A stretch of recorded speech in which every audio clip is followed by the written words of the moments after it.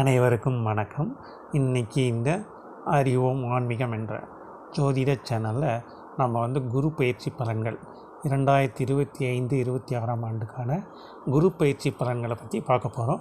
So இந்த குரு பயிற்சி பலன்களை அப்படி பார்க்கச்சு ஒரு ராசிக்கும் தனித்தனியான பலன்கள் எப்படி இருக்கும் அப்படின்றத இந்த பதிவுகளை இனிமேல் வர பதிவுகளை நம்ம பார்ப்போம். சரிங்களா? பொதுவாகவே கிரக பயிற்சிகள் அப்படின்னு நம்ம பார்க்கச்ச வருட கிரக பயிற்சிகளான சனி பயிற்சி, குரு பயிற்சி, ராகு கேது பயிற்சி தான் நம்ம முக்கியமாக கவனிக்கிறோம். ஏன்னா மீதி கிரகங்கள்லாம் மாத கிரகங்கள், சந்திரன், நாட்கிரகங்கள் அப்படி போகுது. அதனால் அப்படி இருந்துச்சு அதுக்கு நம்ம அந்தளவுக்கு இம்பார்ட்டன்ஸ் நம்ம கொடுக்கறதில்ல.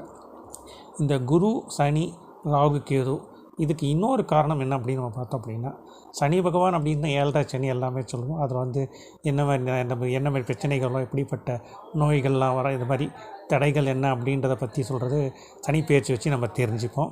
அதுக்கு அடுத்தது குரு பயிற்சி. ஸோ அந்த குரு பயிற்சி அப்படின்னு நம்ம பார்க்கச்ச பார்த்தோன்னா, குரு அப்படின்னு நம்ம சொல்லச்ச இது ஒரு முழு சுபர் கிரகம், ஒரு பெரிய கிரகம் சொல்லலாம். சூரியனுக்கு அடுத்தபடியாக ஒரு ராஜ கிரகம் அப்படின்னு நம்ம சொல்லலாம்.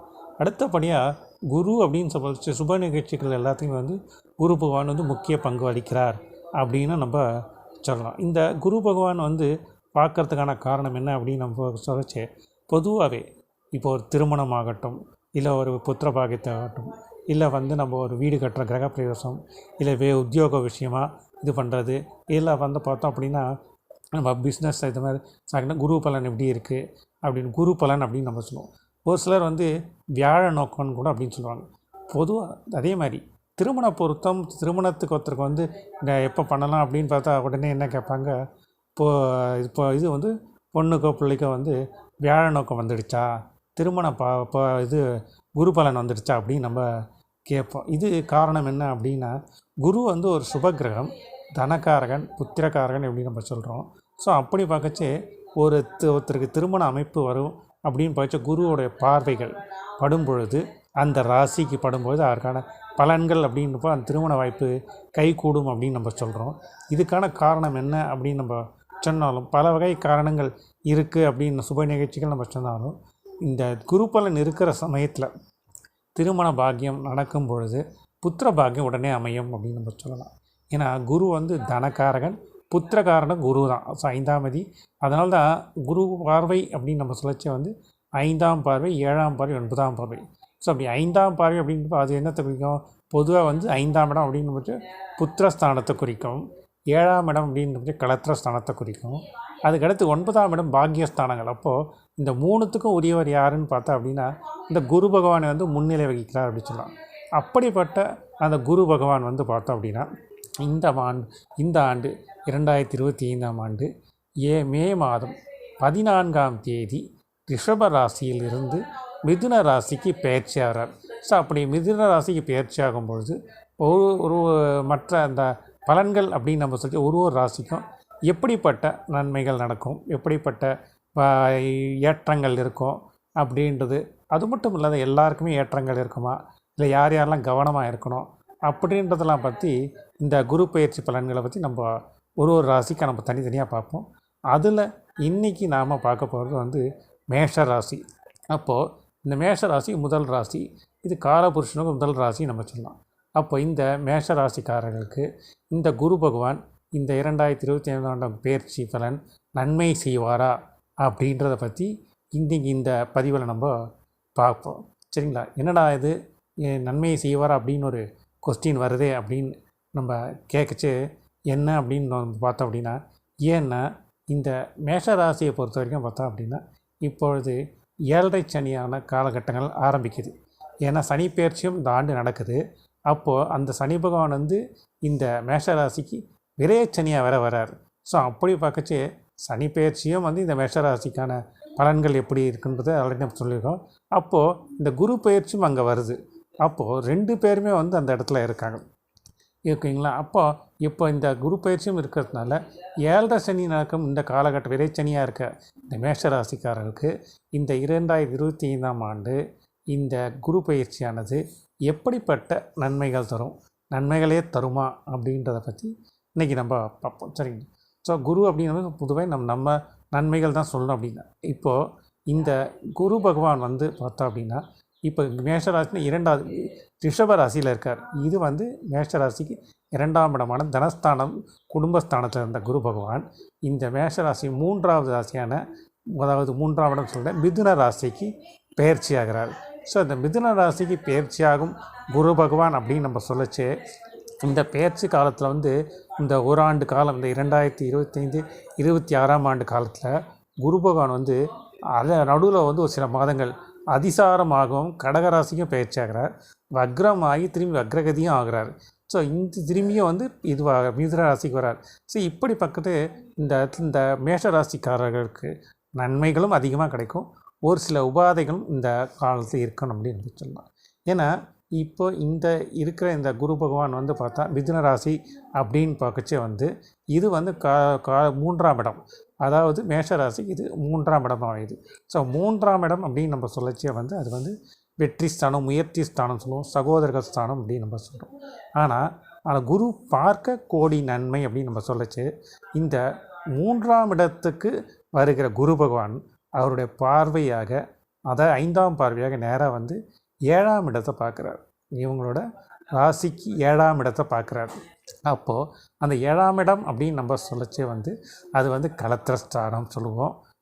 அதுக்கு அடுத்தபடியாக வந்து பார்த்திங்கன்னா நண்பர்களுக்கு, கூட்டாளி பிஸ்னஸ் பார்ட்னர்ஷிப் பிஸ்னஸ் பண்ணுறதுக்கு, பங்காளிகள் இது மாதிரி விஷயத்துக்கெல்லாம் வந்து இந்த 7ஆம் இடம் அப்படின்னு நம்ம சொல்கிறோம். அப்போது இந்த குரு பகவான் பார்வையானது 7ஆம் இடத்துல படும்பொழுது இதுவரை மேஷராசிகள் இருந்த திருமணமாகாதவர்களுக்கு திருமண வாய்ப்புகள் கைகூடும் அப்படின்ற ஒரு வாய்ப்பு இருக்குது இந்த காலகட்டம்னு நம்ம சொல்லலாம். அடுத்தது பார்த்தோம் அப்படின்னா இந்த பார்வை வந்து 5ஆம் பார்வையாக அவரோட முதல் பார்வை இந்த 7ஆம் இடத்தை படுது. ஸோ இப்போ 5, 7 அப்படின்ற பார்க்கச்சே வந்து 5ஆம் இடம் அப்படின்னு நம்ம சொல்லச்சு புத்திர பாக்கியத்துக்கு சொல்லுவோம். அது மாதிரி 5, 7 கனெக்ஷன் ஆச்சுன்னா வந்து காதல் திருமணத்துக்கும் நம்ம சொல்லுவோம்.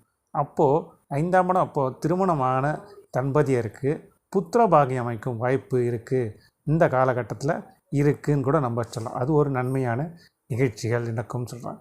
அடுத்து பார்த்தோம் அப்படின்னா இந்த 7ஆம் இடத்துக்கு வந்து பார்த்தோம் அப்படின்னா வந்து திருமண வாய்ப்புகள் லவ் பண்ணுறாங்க இல்லையா, அவங்களுக்கு வந்து இந்த காலகட்டங்களில் வந்து திருமண வாய்ப்புகள் முயற்சி செய்தால் நன்மை கிடைக்கும். ஏன்னா இவர் இருக்கிற இந்த குருபவான் இப்போ இருக்கிற வரதே வந்து முயற்சி ஸ்தானத்தை 3ஆம் இடத்துல வரார். அதுவும் இல்லாத அந்த இடத்துல வந்து அதான் முயற்சி ஸ்தானம் அப்படின்ற பட்சம் வந்து ஸோ முயற்சிகள் செய்யும் பட்சத்தில் இந்த மேஷராசிக்காரருக்கு இந்த ஆண்டு இந்த சனி பகவானால் இதே சனியாக இருந்தாலும் செலவுகள், அதாவது இந்த மாதிரி செலவுகள் சுப செலவுகள் அதிகமாக நடக்கும் அப்படின்னு நம்ம சொல்லலாம்.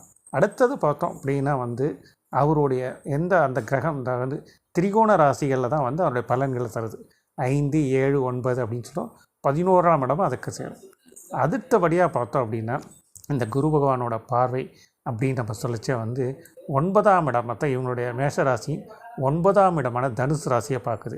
இந்த தனுசு ராசியை இவருடைய குரு பகவான் தன்னுடைய 7ஆவது பார்வையாக பார்க்குறாரு. ஸோ அப்படி பார்க்கச்சே வந்து 9ஆம் இடத்தையும் அவர் பார்க்கும்பொழுது 9ஆம் இடம் அப்படின்னு நம்ம சொல்லச்சு வந்து பாக்கியங்கள் நிறைய சுகங்கள் பாக்கியங்கள் நிறைய ஸ்தானம் அப்படின்னு நம்ம சொல்லுவோம். தந்தை வழி உறவுகள் அது மாதிரி ஸ்தானம் அப்படின்னு சொல்லலாம். ஸோ ஆன்மீகம் இந்த மாதிரி இதுக்கெல்லாம் இந்த 9ஆம் இடம் அப்படின்னு சொல்லுவோம்.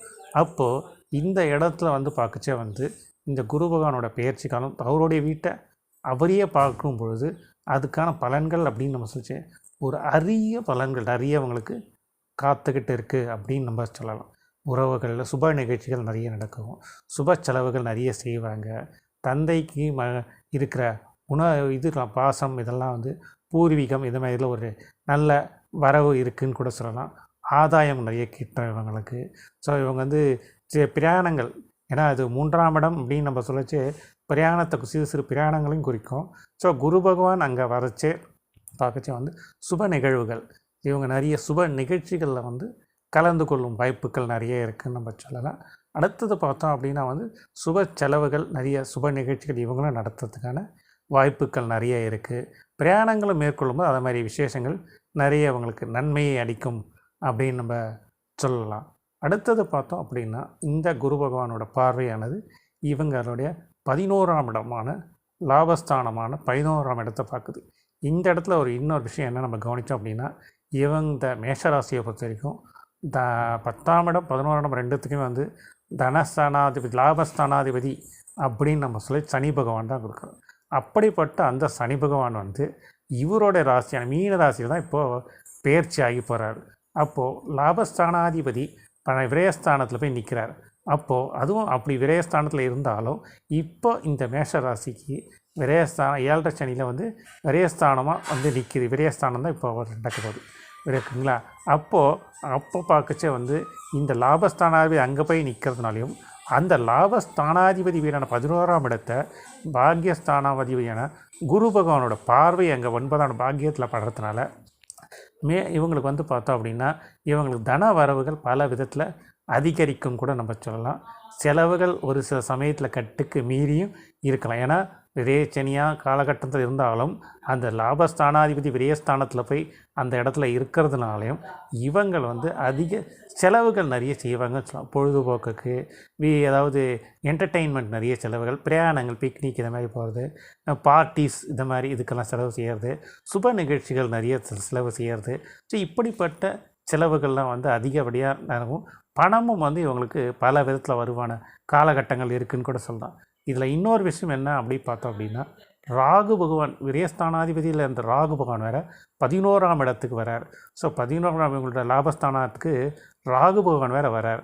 ஸோ அப்படி ராகு அப்படின்னு நம்ம சொல்லிச்சே வந்து அது பார்த்தோம் அப்படின்னா அந்நிய ஜாஸ்தி குடிக்கும், அந்நிய செலவாணி இதுக்கெல்லாம் வந்து வெளிநாடு வெளியீடுகள் ராகு இருக்கும். அப்போது இந்த மேஷராசிக்காரர்களுக்கு இந்த குரு பயிற்சி காலகட்டத்தில் வெளிநாடு போகிற யோகம் இருக்குதுன்னு கூட நம்ம சொல்லலாம். வெளிநாட்டு பிரயாணங்கள் மூலம் ஆதாயங்கள் நிறைய கிடைக்குன்னு கூட சொல்லலாம். ஸோ அப்படி பார்க்கச்சே இந்த ஏன்னா தொழில் ஸ்தானாதிபதியாக வந்து உங்களுக்கு 10ஆம் இடமான தொழில் ஸ்தானாதிபதியாக வந்து பார்த்தோம் அப்படின்னா வந்து சனி பகவான். ஸோ 11ஆம் இடத்துல ராகு அந்த இடத்துல வர்றது, சனி பகவான் 12ஆம் இடத்துக்கு போகிறார். ஸோ அப்படி போகும் பொழுது இவர்களுக்கு செலவுகள் ஒரு விதத்தில் நிறைய வந்தாலும் அதில் வந்து ஒரு ஆதாயம் இருக்குதுன்னு கூட சொல்லலாம். அப்போது எப்படி அப்படின்னா உத்தியோகத்தில் இருப்பவர்களுக்கு வெளிநாடு போகிற டிரான்ஸ்ஃபர் உத்தியோகம் கிடைக்கிறது வாய்ப்புகள் நிறைய இருக்குது அப்படின்னு நம்ம சொல்லலாம். அதே மாதிரி வெளிநாடு போகும் யோகம் நிறைய வந்து இப்போ இருக்க இந்த மேஷ ராசிக்காரர்களுக்கு நிறைய வாய்ப்புகள் நிறைய இருக்குது. அதனால் இந்த லாபஸ்தானமும் வந்து நிறைய இவங்களுக்கு பண வரவுகளும் பல வழிகளில் வரும்னு கூட நம்ம சொல்லலாம். அதே மாதிரி இப்படி பார்த்தாலும் இந்த மேஷராசியை பொறுத்த வரைக்கும் இந்த குரு பயிற்சியானது ராஜயோகம் தரும் குரு பயிற்சி அப்படின்னு கூட நம்ம சொல்லலாம். அதிகப்படியான நன்மைகள் இருக்கும் கூட சொல்லலாம். மேலும் வந்து பார்த்தோம் அப்படின்னா இந்த குரு பகவான் வந்து அதிசார பயிற்சியாக வந்து பார்த்தோம் அப்படின்னா வந்து நடுவில் வந்து கடகராசிக்கு போகிறார். அதாவது அக்டோபர் மாதம் 18ஆம் தேதி வந்து மிதுன ராசியிலேருந்து கடகராசிக்கு அதிசாரமாக குரு பகவான் வந்து பயிற்சி ஆகிறார். அப்போது அந்த காலகட்டங்கள் அப்பத்துலேருந்து அதே அந்த கடகராசிலே வந்து நவம்பர் மாதம் 11ஆம் தேதி போல் வக்ரமாக ஆகிறார். ஸோ வக்ரமாகி திரும்பி வக்ர நிவர்த்தியாக டிசம்பர் மாதம் தான் வந்து திரும்பி வந்து மிதுன ராசிக்கு வர்றார். ஸோ இந்த காலகட்டங்கள் இந்த அக்டோபர் 18லேருந்து டிசம்பர் 5 இந்த காலகட்டங்களில் இவர்கள் வந்து கொஞ்சம் கவனமாக இருக்க வேண்டிய காலகட்டங்கள் அப்படின்னு நம்ம சொல்லலாம். ஏன்னா வந்து குரு பகவான் வந்து அறிவு கிரகம் அப்படின்னு சொன்னாலும் திறமசாலி புத்திசாலி எல்லாம், அதாவது புத்திசாலிகள் என்றைக்குமே வந்து தன்னை வந்து எப்பேற்பட்ட இதுவாக இருந்தாலும் வந்து சமாளிச்சுட்டு வெளியே வந்துடுவாங்க இல்லையா. ஸோ அதே மாதிரி தான் வந்து குரு பகவானும். ஸோ அதனால் அந்த காலகட்டங்களில் ஒரு சில உபாதைகள் வர்றதுக்கு, ஹெல்த் இஷ்யூஸ் வர்றதுக்கான காலகட்டங்கள் கூட நம்ம சொல்லலாம். ஸோ அந்த விஷயத்தில் வந்து இவங்க கவனமாக இருக்க வேண்டிய காலகட்டங்கள் இந்த அக்டோபர், நவம்பர், டிசம்பர் அந்த காலகட்டங்களில் இருக்கிறதுக்கான வாய்ப்புகள் இருக்குதுன்னு நம்ம சொல்லலாம். அதனால் உபாதைகள் எல்லாத்துக்குமே வந்து இதே உபாதைகள் வருமா அப்படின்னா அப்படியே இருக்காதுன்னு சொல்லலாம். அந்த இடத்துல வந்து செலவுகள், ஏன்னா சனி பகவானோட விரயஸ்தானாதிபதியாக இருந்தாலும் அவர் இருக்கிறது குரு பகவானோட வீட்டிலேயே இருந்தாலும், ஆனால் இப்போ குரு அப்படின்றப்போ ஒரு சில நோய்கள் அப்படின்னு சொல்லச்சே வந்து மறைமுகமான நோய்கள், வெளியே தெரியாத நோய்களுக்கு வந்து குரு பகவானும் காரகமாக இருக்கும். இப்போ உதாரணம் நம்ம சொல்லலாம், ஒருத்தருக்கு வந்து தலைவலி இருந்தால் நமக்கு தெரியும், அவங்க சொன்னால் தான் தெரியும்.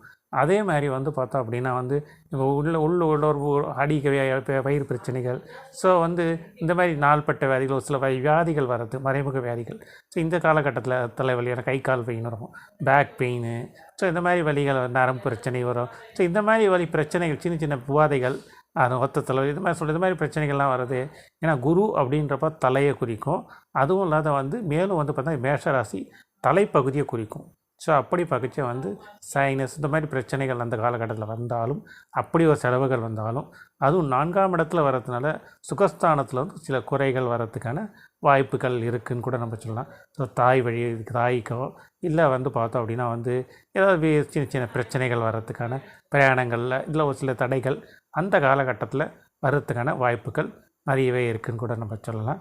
எப்படி ஆனால் அது வந்து அந்த குறிப்பிட்ட காலம் அப்படி தான். ஸோ மீண்டும் வந்து குரு பகவான் வந்து மிதுன ராசிக்கு பயிற்சி ஆகும்போது இவர்களுக்கான பலன்கள் வந்து அபரிவிதமாக இருக்கும்.